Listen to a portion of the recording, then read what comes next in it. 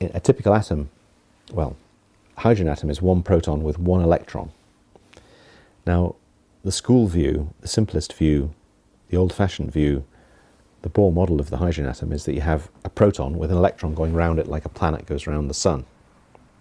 So that's, but it turns out that if you take that more deeply, it turns out that the electron doesn't go around the proton. What it is, it's like a proton has an electron cloud quantum mechanically surrounding it. So you can imagine it would be as though the Earth was not like a little hard thing going round and round the sun, but that the sun blew up and the Earth blew up, so the two things were actually merging through one another. That's what it looks like quantum mechanically. So, but these are different models of what's happening. So the atom is an atom. It doesn't matter what you think about it. It stays the same. These are different ways of looking at. See, humans, you can't directly see an atom. Because why not? Because light is 10 to the minus 6 meters and atoms are 10 to the minus 10 meters. So it's like trying to see mice by dropping elephants on them.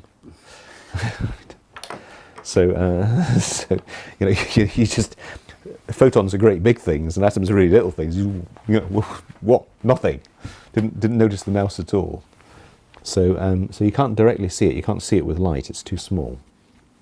How do we see it then? You use electrons.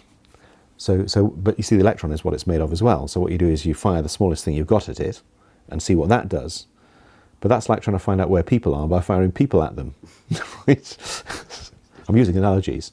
But you know, okay, so where was the person? Well, okay, it depends on whether the person hit was a rugby player or not, right? So you don't know by...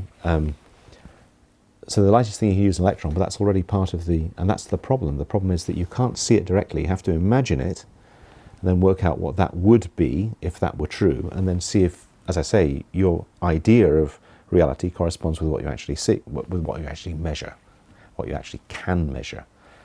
And a lot of the uncertainty principle in quantum mechanics, I think you'll have heard about uncertainty and how everything's random at some level, and Schrödinger's cat, alive or dead, and stuff like this, popular science. That comes from the fact that the stuff that you can't know because you can't measure it.